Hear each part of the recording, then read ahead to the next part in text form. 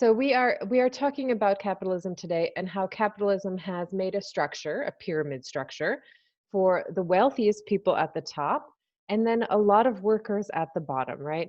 And thinking about how that structure now has to flip, because what people in who are privileged enough to stay at home, and who are being able to work from home and all those things. And of course, the people that are now getting more and more money, right? Like people who own Amazon, Bezos has now increased. The people at the very, very top have increased their billions Yeah, that's in true. huge comparisons, especially during the pandemic, because we rely on those resources. We're all And then, feeding yeah, into the hmm Bezos empire, right? If we we're choose to scared to buy go on out. Amazon, so you have to be mindful now about actually understanding how much power you have. If you switched, if you decide you have all the choices of where to shop and how to shop, or perhaps not shop at all, right? Get your groceries um, or your food elsewhere. For example, right now in around the North Shore, there's a big boom in roses. I don't know if you've noticed, but there's rose hips that are growing on all the bushes that are around the beaches. So if you go on the North Shore, there's a lot of, and the rose hips are they have much more vitamin C than even the citrus fruit, right? So yesterday we Hmm went and collected some rose hips, and we made some rose hips tea, and we made some, anyway. So it's just free food that is around that we have forgotten that we can actually, that's for us to eat. Those are called the Now we're common looking for lands, them. right? Hmm So restart thinking about those of you who are essential workers, how critical it is for you to now stand up and make sure that you call for fair wages. Because if you all strike, right? If you go on strike with the nurses, it means people die. It means you are now our livelihood, right? hmm hmm And we need to, everyone in the culture needs to understand how vital essential workers are, and that their pay should be absolutely the same as Yeah, a CEO or executive of whatever, right? Because the CEO and the executive won't get his care, and they won't get their groceries, because the hmm grocery workers should go on strike. They should demand better wages. You should have exactly. livable wages for your work, Yeah, right? yeah, yeah. And it's incredible how ingrained in the U.S. system this idea of use and abuse of another person is inside the very politics and structures of our organizations. Okay, hmm so if we look at how the culture was started, and we're going to look at, I'm going to start today with looking at the textbook People's History of the United States. And actually, I would love, if you have the time, and I know many of you do not, but if you have the time even to read a few pages from People's History, it's really a valuable text, because it Okay. presents alternative histories to the linear history that we've been taught. Okay, it means that hmm it not only looks at the lineage of the person who's won the conflict, but also hmm the perspectives of different philosophies that have shaped this nation. And it's important to understand, because it's still shaped the same way. All right, so hmm if we go to, I'm going to share my screen. We're going to look at People's History. There's a PDF of it, free PDF version in my RCC. So go ahead and download it when you get it. Um, the first chapter is on Columbus, Indians, and the human progress, right? This idea that Columbus somehow brought civilization or civilized people, the colonists, to North America. Um, it really describes the colonists really well. These were people who were going across the water to seek to better themselves, and they they took that hierarchy of thinking from Europe with them. It didn't abandon them. So even though there's this notion in the U.S. that everybody has equality and that's what we were built on, is actually not correct. We were built on hierarchy. Um, so this is from Columbus's own journal, and he's talking about how he met the Native Americans. He said, they brought us parrots and balls of cotton and spears and many other things, which they exchanged for glass beads and hawksbells. They willingly traded everything they owned. right? So think about that philosophy. They willingly traded everything they owned. They were well built and with good bodies and handsome features. So here's Columbus judging the Native Americans right away. They do not bear arms and do not know them, for I showed them a sword, and they took the edge and cut themselves out of ignorance. They have no iron. Their spears are made of cane.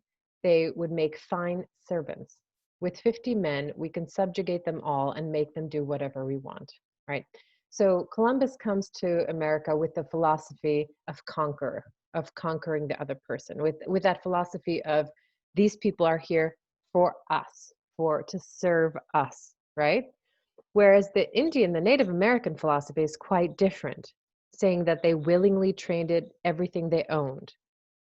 What a different way and different philosophy to understand the start of this nation. Can you imagine if it was the Native American mindset that had continued the journey of the Americas, right? From this, just this notion that we would willingly trade everything we owned, right? So not thinking about the self as priority number one, right? Thinking about the collective and understanding that the relationship between you and me is in relation. That means if I have more, somebody on the planet doesn't have enough. Okay, and we have to understand that paradigm because we have to understand that we're one globe, we're one Earth. Okay, and if one part, and especially in the US, we have so much more resources, not because we had them in the US, but because we took it over, we conquered, right? But we're conquering our own planet. It doesn't make sense because our planet is finite.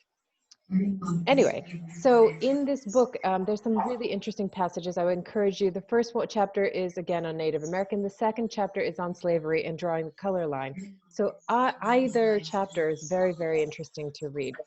I would like you to discuss it in the discussion forum if you get a chance to. This will not be graded, but it would make a very interesting discussion. All right, folks. We are going to go directly to now drawing, and we're going to start doing our value scales. So I'm going to switch my video, and we're going to do a drawing practice. For this, you will need a pencil and a paper, okay? And that's about it. So if you have that handy, please get it near you. And we're going to go to this platform. All right, so there's two ways. We have a flat surface, right? In order to draw 3 dimensions, in order to draw a form, so say if I were to draw a hand, which we'll do later on in the week, in order for that hand to appear on the page, it's such a hard idea to take a 3-dimensional object and turn it flat.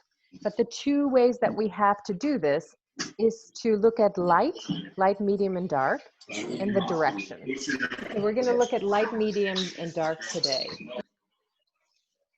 I wanted to show you, there's a pencil case. This just comes from Amazon, and you're welcome to absolutely use some other. There's Dick Blick is an art, but this was for $20. Again, think about who you're investing into, and certainly choose. It's just pencils. So if you have pencils around, pencils, however, do have a label. They are labeled usually for school. They are HB. H means hard lead. Okay, and B means soft lead. The hard lead, so it goes like this. This will be upside down and backwards. So HB, sorry, I have to write backwards, is right in the center. Then it goes 2H, 4H. How do I draw backwards for? 4H, 6H. Am I drawing that correctly from your end? Okay, and 8H. Okay, 8H is the lightest one, so it has the densest lead, and it becomes very, very light. As you get to 6H, 4H, and 2H, you get slightly darker and darker and darker. It works in the opposite way on the B scale.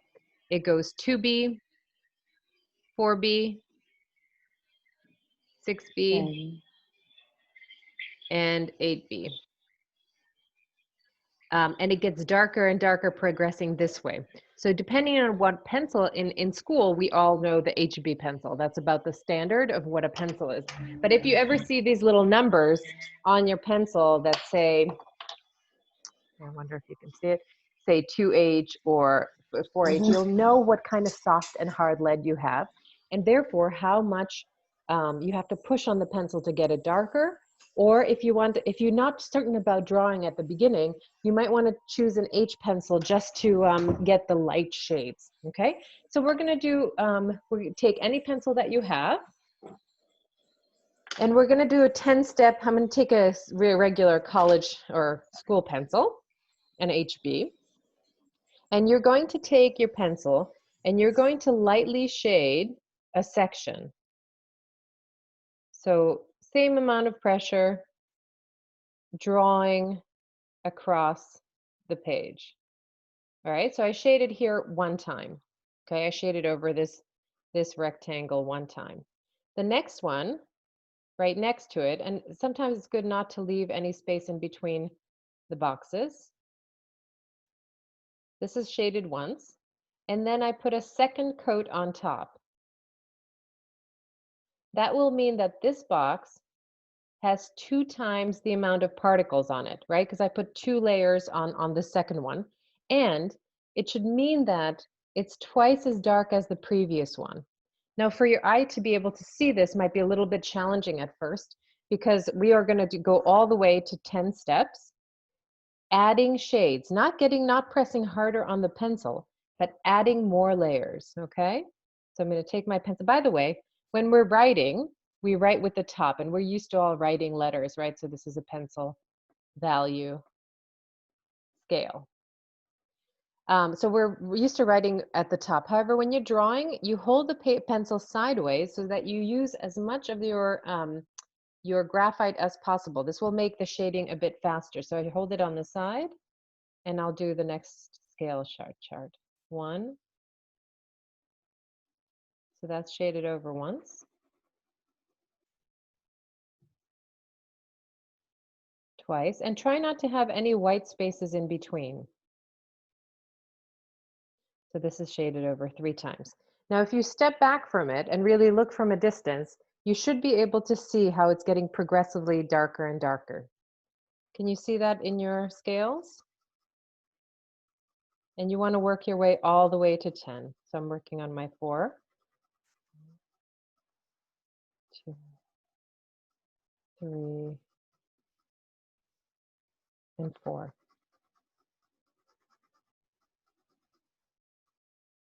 Okay. 4. Let's do the next 5. You can put on good music if you like. Get into a nice rhythm of it, okay? It's one of those, you know how you do scales with music? This is the same thing except with drawing. You have to know your tools. 3.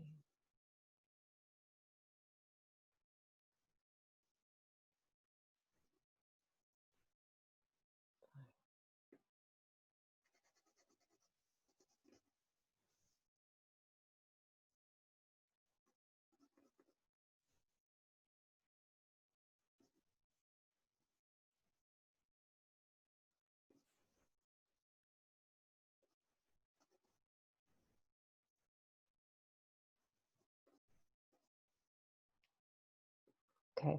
When you get to the middle ones, they'll start looking quite similar. So in the end, you can work your way backwards from 10, really push as hard as you can on the 10 scale, and work your way backwards to erase a layer of graphite.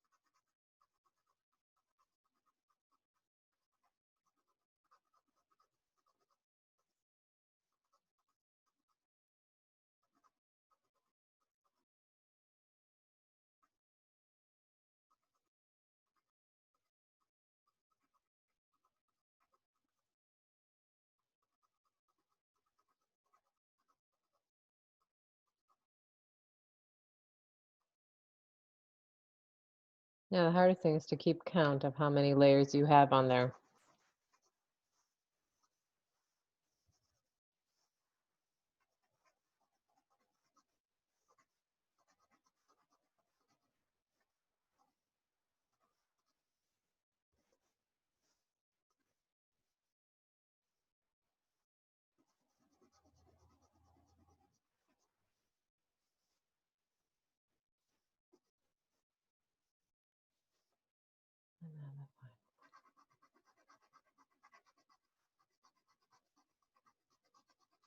By the time we're drawing with our pencils, you're going to need to sharpen because they're going to get smaller and smaller as you use them.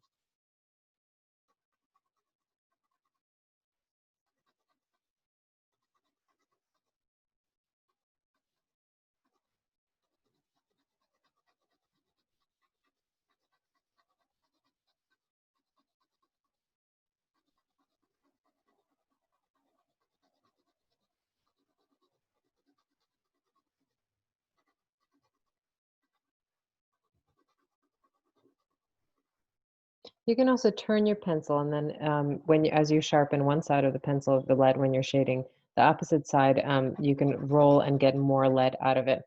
So the goal is, when you are complete with your 10 steps, is to really step back, look away, look at it from a distance. So really look from a maybe put it across the room from you, because sitting down at arm level, you still need to be about at least a foot away so that you can see each step distinctly as it gets darker and darker. If you find that maybe steps 5, 6, and 7 look similar, work your way backwards and really push now, find out how dark this pencil can get,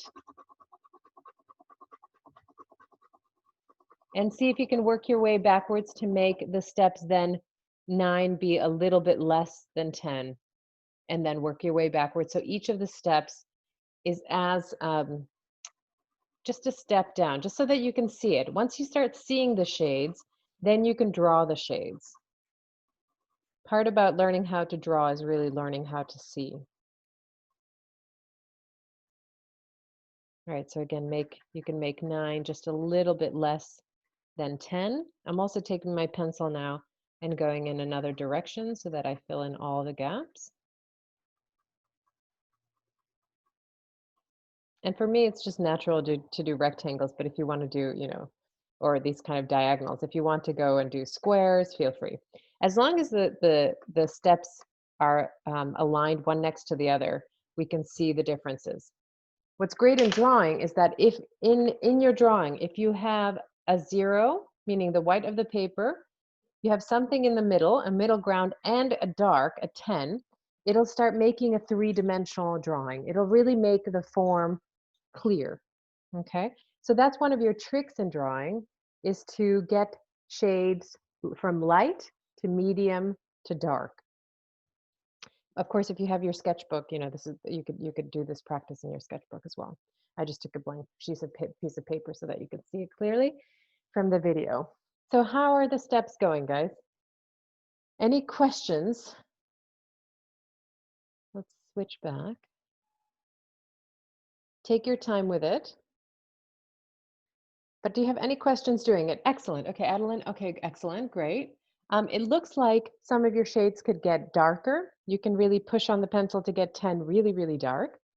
And then if you can work your way towards the lower 1, 2, and 3 to get lighter and lighter and lightest. You really want to have that subtlety, because it's such an interesting thing. When you're drawing, for example, a face, right? You have the 0 over here where the light is coming from. Then you have something like a 1 up here and over here and around the eyebrows. Then you have, as soon as the light doesn't go around the form, because light can't travel around our forms, you get darker, like a 2 or 3, and then there's and really dark into like the shades of the eyes, which would be like an 8 or a 10 right around the eyes and the eyebrows. We're going to go into that next. But the great thing to do now is to look around in your space or at people's faces or whatever subject matter you're interested in, and start noticing, what is the shade for 1? Like, where would you define in a form? Where would you identify 1? Where would be a 2? Where would be a 5 shade, right? And it's just adding particles onto the page. It's not this way makes it very scientific because you're really just layering more particles on that page.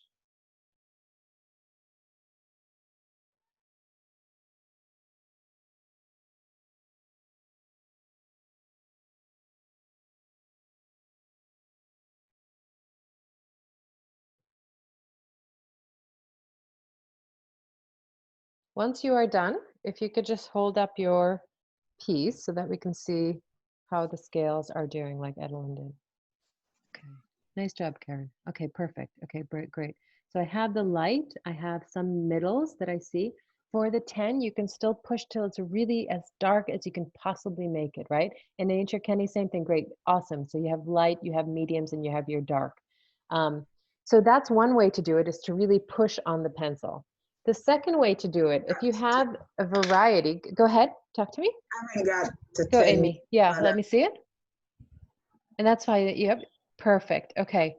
So you're getting darker and darker and darker. It's harder to, the more you shade over, it's actually quite strenuous to keep going and really pushing on that pencil. But in your scale, Amy, from light to dark, you have a really nice range between lighter, and you can really see the steps and the difference in the steps. So that's what you want. In the value scale, I'm really looking for having your lights really read as light, and then having your middles somewhere in the middle, and having your darks in the dark. Again, in the drawing, all you really need are those three. You need a light, you need a medium, and a dark. I just want to show you very quickly how if you had a B pencil, right, which is a softer lead, the thing with a B pencil is that the lead is so soft, it lets you have a really dark shade at the beginning. So you don't have to spend so much time kind of shading over, because it's already, the lead is already so soft that just a couple of shades over the same area will match like a 4 in the HB pencil. So this is the HB pencil, this is the 4B pencil, and this one starts off much, much, much darker. If I took an H pencil, a 2H for example, that is an incredibly light, or much lighter than the B pencils. Can you see that between, I know this is not the greatest video shot, but you have this, the H pencils are already starting very light. So for example, if you're starting a drawing and you're not sure, starting with an H pencil is a great idea, because it gives you a little bit flexibility of erasing, whereas the B pencils will be much, much, much darker. Once you get your drawing developed, going in with your B pencils is a really good idea, because it'll help you get dark that much faster, and you don't have to spend an eternity, you know, doing these steps. But always, when you have your materials, and it could be any materials, it could be a pen, it could be a pencil, anything that you have around.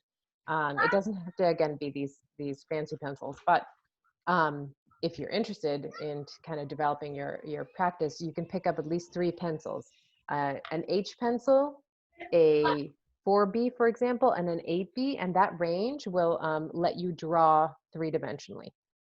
Okay. So this is going to be an assignment that you're going to pop in into next week. There's an assignment for drawing the hand, which I will walk you through. You don't have to panic. You're going to have it due on the 21st, so next Monday. But again, we'll do it on that exercise on Wednesday, so you don't have to fret. So just for today, make sure you have your scales from 1 to 10. And again, the blank of the canvas or the paper will be 0, right? The light. And this is how we can interpret the world. If you look around you, if we didn't have light, you wouldn't be able to see anything. That's why in the nighttime, it's very hard to distinguish your scales, right? It's hard to see a light, medium, and dark when it's dark outside, because we all merge. We only see form when there is light, okay? And we see it because the light hits on one side and it translates and goes across through shades all the way to the darkest sides. Okay, I'm going to switch gears, and we're going to look at a couple of slides for the second week, which will be imported into Unit 3. We have now moved into Unit 3, and I want to talk about that too, because oftentimes I will do some changes. The class was structured on last semester, which was in the summer, which was a condensed version. So don't go by what the unit says until the day of the actual unit. Okay, so we're going to go to my RCC just to have a look at that. All right. By the way, there's a great thing about learning and teaching your children from home. It's called Learning from Home with Sir Ken Robinson. We looked at a little bit of his video last week on creativity in schools.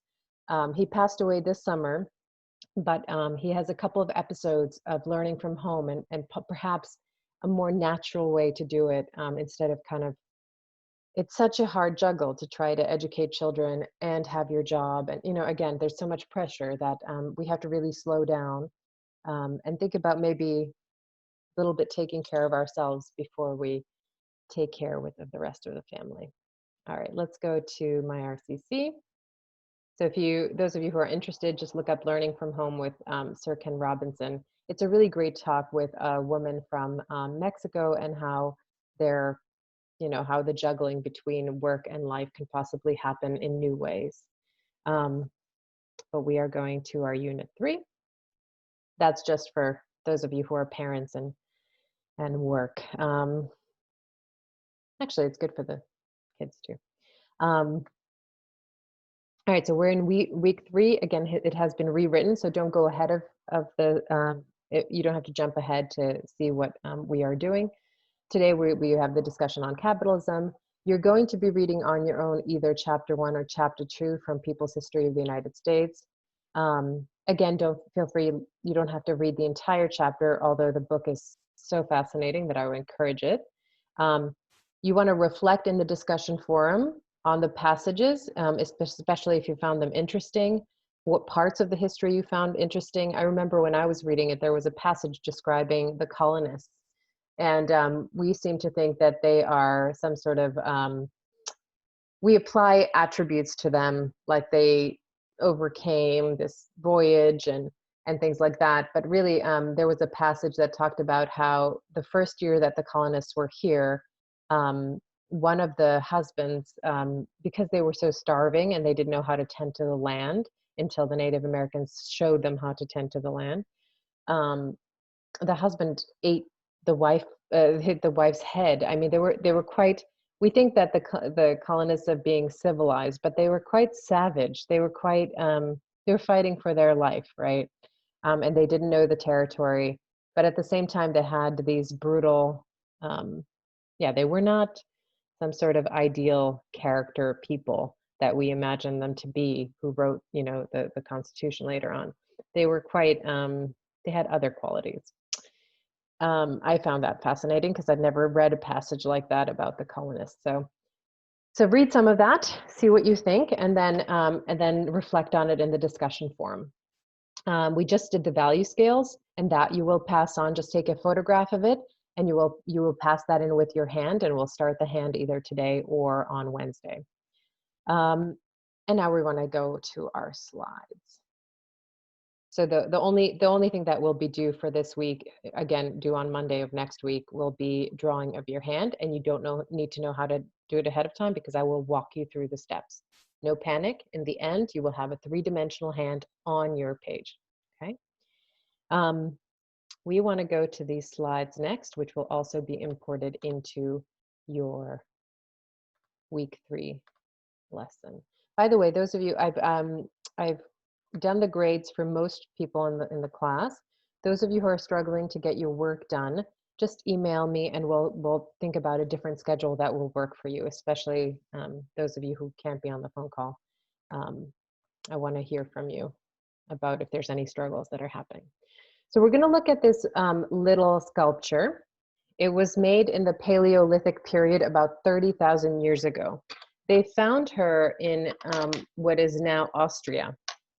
So think about that drawing, the cave paintings that we saw last time that we were looking at slides, I think 2 weeks ago, from South Africa in Cedarburg.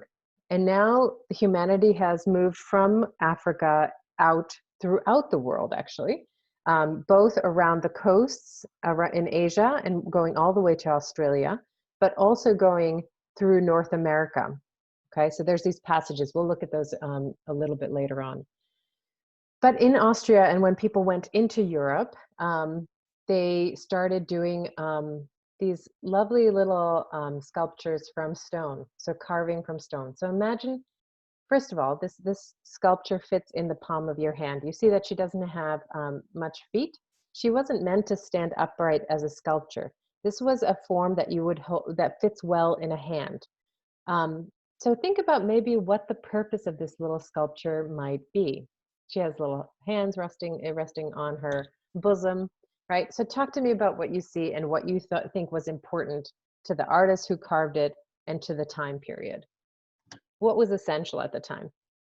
Anyone can pop in. Georgina, Adeline, Amy, Karen, anyone jump in. What do you see? A woman. We see a woman, right? And why do you think that woman was important at 30,000 years ago? Especially this type of woman. What do you think? What is it? What does it reflect on? We can't really see her face. It's not like we can identify who this woman was. So it's the idea of woman, and they called her Venus later. I mean, much later on, we labeled her. But why do you think woman, especially this voluptuous woman, was essential? To describe the body. Right. To describe people. Exactly. Exactly. To describe the body, and also it's something that you held, right? So when would be a time perhaps that you would want to hold on to femininity? It's also birth and life, right? I mean, she has particular type of breasts, particularly body that was meant to be for fertility, right? That would continue the people forward, that would continue reproduction. So and by the way, she was also ochre. She was red ochre. What do you think the purpose served, knowing that she was meant to fit in someone's hand? Like, when would you want to hold on? Or just guessing? I mean, we don't know. It's like a memento, like a keepsake. Maybe it was passed on, right? Imagine this was someone who was using stone tools to carve a stone figure. So it's not the easiest thing to reshape a rock into this voluptuous female, right? And I was also thinking that it might be like when in the times, for example, when women are giving birth, right? That's something that you want to hold on to something. So maybe during those times, maybe kind of like a charm or a goddess figure for fertility. Maybe it's something to pass down to children or as dolls. I don't know. But certainly it's a culture where voluptuousness and femininity are revered. Because it continues the population. So it's something interesting to think about, especially the focus on the body, right? These are from the Congo. These are from Africa, and they still are continue to be made. They are called the power figure, the Nkisi, from the Congo, and they are made between a sculptor and a shaman. So these sculptors, the shaman asks for the sculpture, and then they are activated. The shaman. So if you go like to a doctor, the shaman represents the doctor. You go and you tell him the ailments, you tell him what's hurting you, or if someone else is hurting you. And the shaman would put, there usually is a cavity in the center of the Nkisi figure of this sculpture. And it really talks about how differently people of the Congo feel in relation to objects, right? This is carved out of wood. There's a hollow inside the stomach where the shaman would put oils or some other whatever he was putting inside that cavity, and then he would activate the figure, meaning he would take whatever ailments that people had, and then he would take a nail and hammer into the sculpture in order to activate the figure to then create the outcome, right? So there really is this kind of spiritual belief that that objects are not just objects on their own, that they have a meaning, that they have a continuation, a continued purpose. Again, it's from wood, and wood is not a dead material to work with. Neither is stone, right? It has properties, different properties from ours, but still, nonetheless, it's just a different way of looking at objects. And of course, when the ministers came to the Congo, they were terrified of these things and would often burn them because they didn't have an understanding, or they understood how powerful they were and how much people believed in them. So they understood the power that the figures held and were quite terrified, um, and therefore wanted their destruction because they didn't understand, right?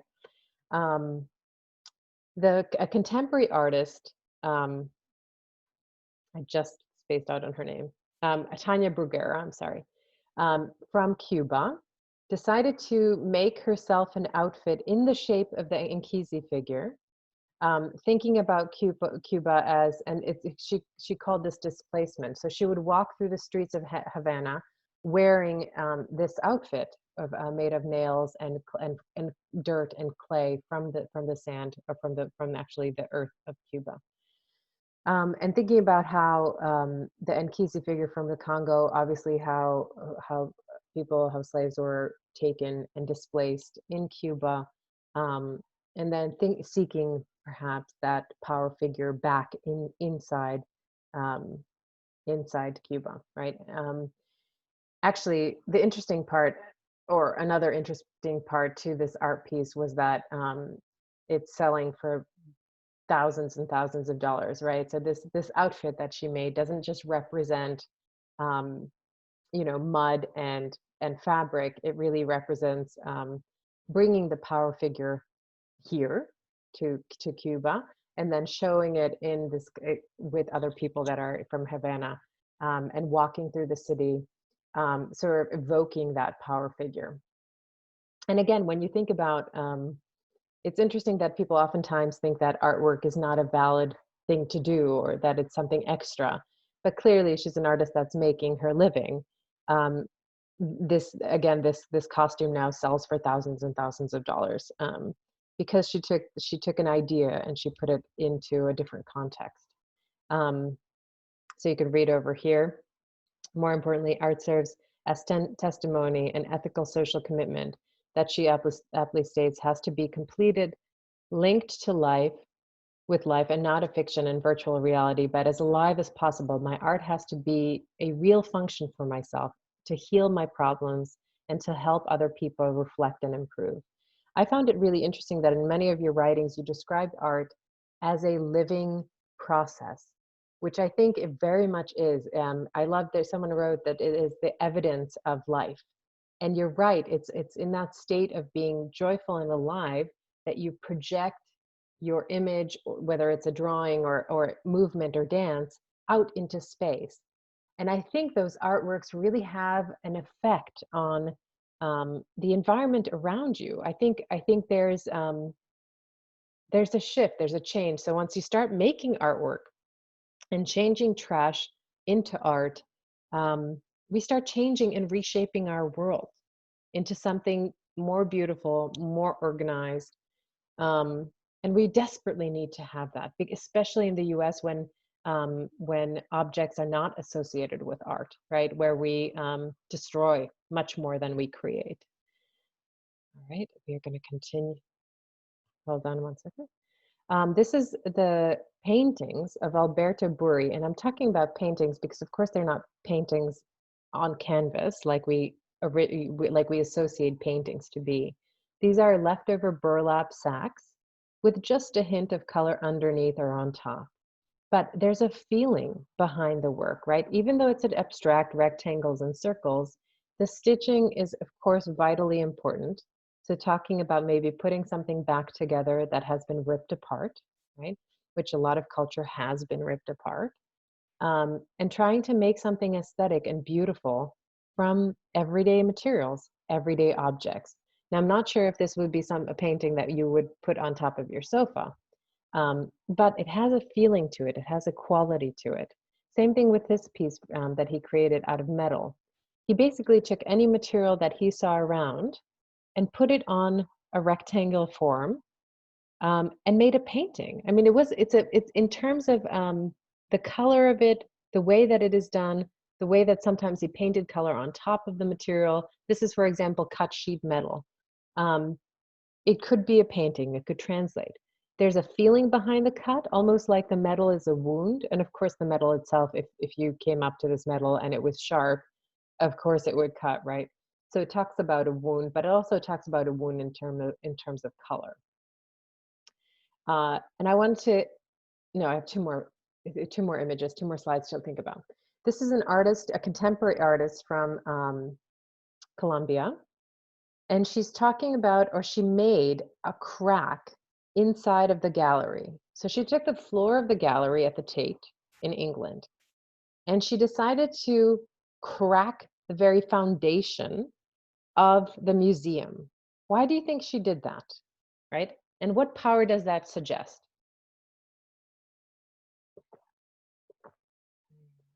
I think that there's two people in the painting and they're like holding hands, but they're like on the opposite side of the cracks. And so maybe separation, but it's still together or something like that. Right. Yes. So there's border, right? That there's a border that one is crossing. And also there's a foundation that's being, I mean, these kinds of things only happen in sort of earthquakes where the foundation of the structure really breaks, right? But she brought this crack, and understand she's a sculptor, so she must have dug in or had folks really drilling into the base of this of the Tate foundation. And it's important to see that the crack goes quite deep. And she actually used the rock of Columbia and put it inside. So this landscape that you see, if you go really close down and look at this kind of thing, there is a trace of Columbia in there. She has witnessed so much death in Colombia, people being taken, and usually takes their objects and puts them into their sculptures. This really started talking about how we have to reconsider the foundations that our institutions are built on, right? And then reconsider how it's so important to crack through or make breaks through these institutions. And it's a fine balance between creating something and destroying something. So she titled the piece Shibboleth, which is a custom principle of belief distinguishing a particular class or group of people, especially a long-standing one regarded as outmoded or no longer important. Right, so just that philosophy of taking something that we think that is the ground that we stand on, but how unstable that is, right? So you think about institutional racism, right? It's a wrong principle. It's the wrong foundation to stand on. And cracks need to be made and are being made right now. All right. But a different way of thinking and understanding art. She's not creating something. In fact, she's destroying a bit of it. She did have to, in the end, patch this up. Obviously, this is a museum. So she, first of all, had to get permission to crack it. And then at the end, she had to repair it. Nonetheless, there's always going to be a scar and left over by this mark. And I think that's also very important to understand that the scars are what make us, right? And we need to understand those scars deeply within our history. The last slide I will show you is by Kara Walker. Now, Kara Walker deals specifically with American history. Again, this slideshow has the audio, so you can listen to this on your own, but disregard this. This is not part of the image. So when you look at this image, what do you see? I had a student, next week you're going to do a little bit of research on art that you feel strongly about. I had a student bring this image in, and she said this is how she felt every day. So I want to discuss what that means, okay? So look at what the picture is. Just black and white cutouts. And Walker's really interesting. She researches history. This kind of technique, the silhouette technique, was used by the colonists of wealthier upper class to draw, for artists to draw their profiles so that it would then show the personalities or the character traits. So they would have their children done and this silhouette technique. So she used that silhouette technique from the colonists, but showed a very different perspective, a different history. So talk to me about what you see. A runaway slave and a rabbit that's shooting the person, but then a carrot that seems to be held by a farmer, and the farmer trying to get them back into the fields. And then chaos in like the top right, that looks like a bird that just died. Super interesting, this form, right? You have a great readings on some of these features. So you have an African American, probably a slave, right, running. So you have that image. You also have this play between it's sort of this rabbit and the carrot, right? Usually in this kind of race structure, in a race, like the race around the track, you have the dangling carrot in front of the rabbit, right? But this is switched off. So the race starts by the rabbit having the gun in his hand, right? Who's the person riding on top? Not the farmer, but who's the person that's riding? And what do they usually ride? And can you see the details, right? You have the whip. It's like a jockey, to someone who rides horses, right? And there's always something to dangle as a reward for someone else to get, right? And we live in It this. can be. Yeah, go ahead. It can be someone who's like dancing. Yeah, go for it. Tell me more about the dancing. It's like both of them try to like flip and all over, like can't describe it how to. That's okay. Yeah. The more you start looking, the more you'll start seeing. She plays in quite so it's certainly not humorous. But it's this layered history that is revolting, because oftentimes there's sort of a use in people, especially African people, and presenting that kind of colonial game in weird ways.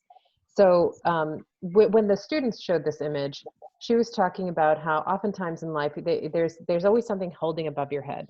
There's always the degree. There's always the next step, right? Once you have the degree, then it's about getting a raise or getting a job. Once you have the job, then you want a house.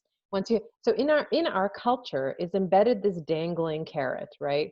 And it's always held in front of us, always out of reach, but it's it's prompting us to go and get it.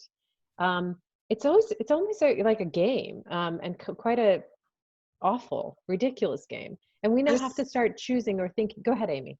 I see flames in this, looks like direction, going in directions. So it's like she's being trained to run into this pit full of fire with no direction. Yeah, that's absolutely right. You have the direction going in multiple ways. You have this thing on fire where she's running in, and this is not the end of it. The artwork continues, and it's called A Historical Romance of a Civil War as it occurred between the dusky thighs of one young negress and her heart. Right, that's the title of the piece, and it actually continues. When you walk into this room, it's a round room, and the panel continues, and in this really gruesome history between.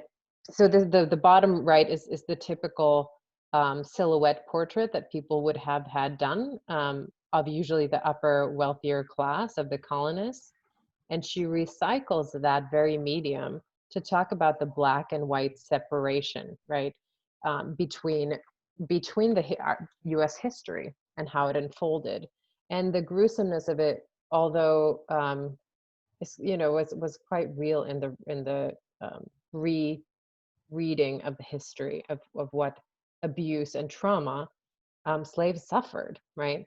And that abuse and trauma goes into the DNA and continues to be in people's bodies, right? It doesn't just go away. 400 years don't erase. It doesn't go anywhere. It just sits with people, right? because they have had torture in their lives. It's something that in South Africa, when there was apartheid, when people lived separately, and there was egregious crime between how people were treated based on the color of their skin. There was a reconciliation commission where the perpetrator and the victim would get inside the same room and the same space, and the victim had the power to question and say, "Why did you do that to me?" Right? And the perpetrator now had to understand that that person's not an object, that person is a subject in their own right. US has never had that confrontation with its history. It's never been direct in both in apologizing for the trauma created and the trauma that continues to happen, right? Where 1 out of 3 African baby boys is predicted to go to jail. Like these, it's a wrong organization of civilization. That's not an okay foundation to a ground to be on, right? There's a philosophy in America that everyone's equal, that the Constitution and all that provides us with some inalienable rights, and at the same time, that's just in written word, right? The practice of it doesn't go deep enough. And that's why when looking at the drawing of values, right, when you start appreciating all the subtle tones of shade, because of course, nothing's black and white, right? There's shades of gray in between that are super important to start noticing and to start understanding that there's a continuous spectrum, that it's not what it has been and has started in history. We need to all reshape that history. Anyway, so quite brutal work to look at this morning. I'm sorry about that, but nonetheless, very, very important to see. So for Wednesday, we're going to be looking at our own hands and how to draw them, right? Looking at the various shades that are within your hand, because all 10 shades are in everybody's hand, from light, medium to dark. And then you want to start thinking about art that is relevant to you, okay? Because next week we're going to go into a little bit of research. So just looking ahead, there's a website called art21.org, and I'll put that into an email that I send out at the end of the day. And in that website, there's at least 200 artists that are working today, that are working on all kinds of subject matter, and they have about 5-minute videos included in the website. So you just want to find 1 or 2 that really, really speak to you, okay? And we're going to do some short presentations on them later on. Any questions for today's class? Anything that, the importance of value and what we value, and the value sketches that the shading that we did today, it's all kind of tied together, right? It's noticing more and more subtlety. Yeah, any questions, any thoughts on anything that we saw? Okay, folks. And if there's nothing else, feel free to go back to tend to your life, tend to your bodies, tend to what's important to you. Ed, talk to me. I have a question. Yeah, Amy, go for it. The assignment, I noticed that it wasn't shared with you, but I'm certain that I did it. I know you did the I am from. So just email, if you have a photo of it, just email it to me and I'll just pop it in again for the assignment. Yeah. So the two assignments that you've had thus far is reflect and draw something from week 1. Yes. And I am from week 2. And that's it. So those 2 are the only ones that are due. Next week, we're going to have the hand, and then we're going to go into our research. Edelyn, do you have questions? Yeah, I'm just going to ask you if you received my second, the iPhone one, because I sent it by email. I couldn't do it on the, I sent both the picture and the iPhone. Perfect. As long as you email it to me or put it in my RCC, I will get it and I will put it into and give you credit for that assignment. Okay. No problem.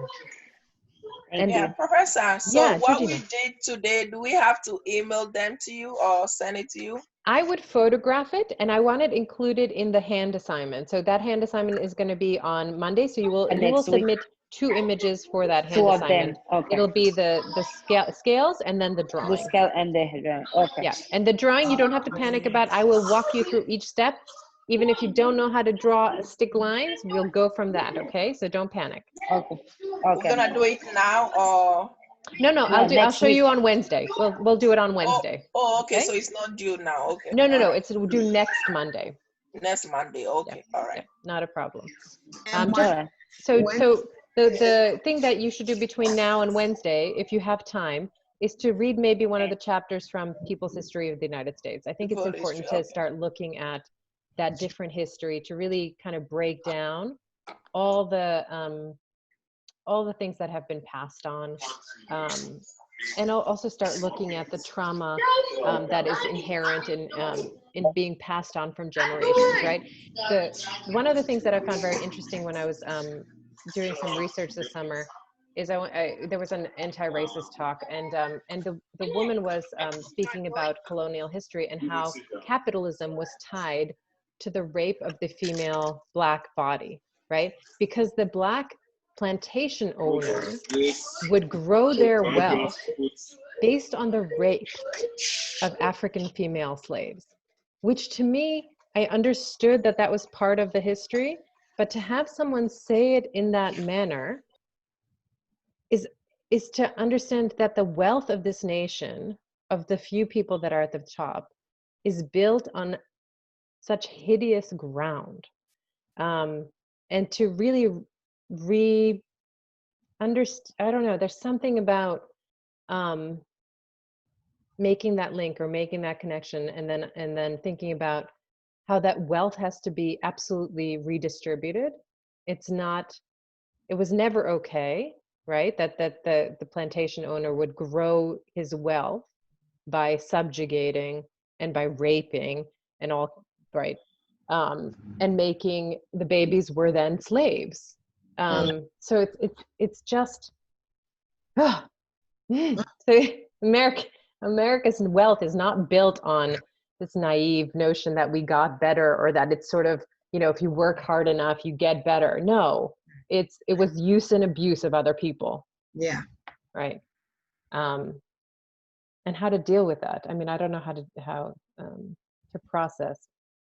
And then to empower women to feel differently in relation to men, right? To not feel subordinate, to not feel,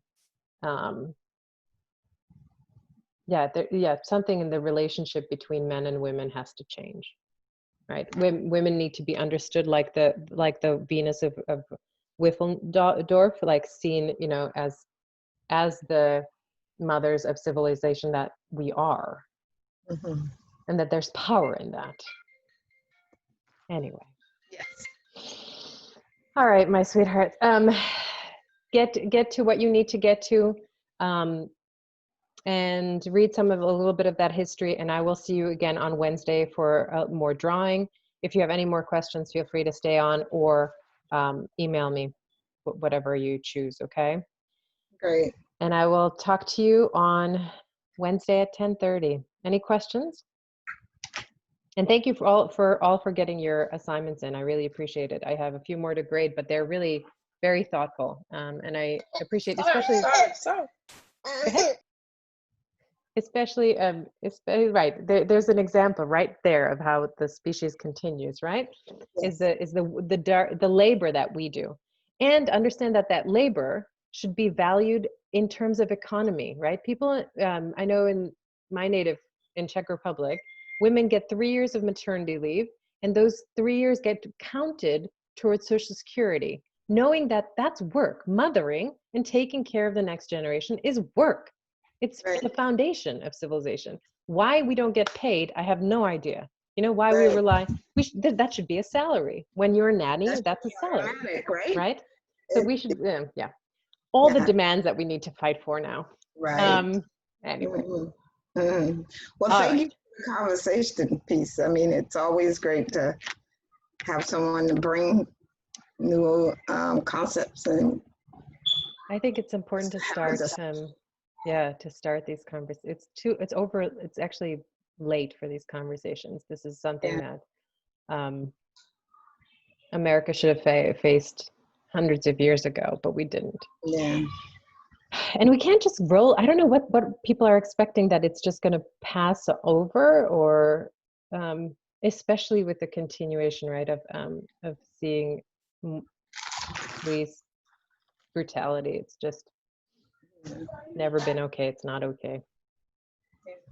Things need to shift consciousness. One way to do it is through art. Yes. All right. So do whatever makes you happy. Dance, sing. Find joy in your day, and then demand your rights. Okay. Yes, I'll ma'am. see you on Wednesday. Thank you, Professor. Have a Take good care, day. everybody. Bye-bye. Thank you. You're all welcome. Have a good time with your baby. Yeah, okay. That's okay. What a hard job. It's such a hard job. Kenny, any questions? Thank you for so me? much. You're very welcome, Edeline. Have a great day. Be safe out there. It seems like you're at work. Thank you. Yes, I am. Thank you. Find some time for yourself. Take care. Oh, yes, I will. Okay, you too. Kenny, questions? I was wondering where we would turn in our value scale. So the value you want to photograph today, and you will hand it in on your into your hand assignment on next Monday. So just photograph it so that you have it as a record, because I'm going to count that towards your grade, but it's not a separate assignment, okay? Because it's going to make up your hand next week. And then it also says. I'm sorry, on Wednesday. And then it also says something about a discussion forum. So in the discussion forum, if you read a chapter from People's History of the United States, you just want to reflect on it. You know, what made sense to you, what maybe you didn't know about the U.S. history before. So just take a passage, read through it, and see what resonates with you. Okay. Okay. Thank you. You're very welcome. Have a great day, guys. Bye. Bye, Karen.